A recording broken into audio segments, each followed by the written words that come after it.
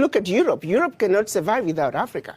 One situation that people don't realize, post-World War, when the US came up with the Marshall Plan, what they don't tell you is that the contribution through exploitation of African minerals was actually the biggest funder of the European Recovery Plan, ERP, aka the Marshall Plan.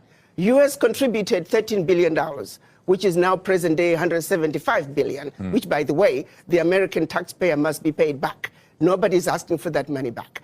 But what they don't tell you is that Africa, through exploitation of its resources by the Europeans, was actually a much, much bigger contribution to the European recovery post-World War II. Nobody talks about that. Why does such a continent that did so much to help Europe recover continue to be so poor? Let's be realistic here. Let's not talk about peanuts.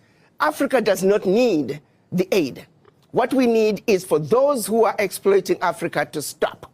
Africa has everything it needs. If Africa could have contributed as much as it did to the recovery of Europe post-World War II, why wasn't Africa equally developed? Africa has been the provider. If you look at Europe, Europe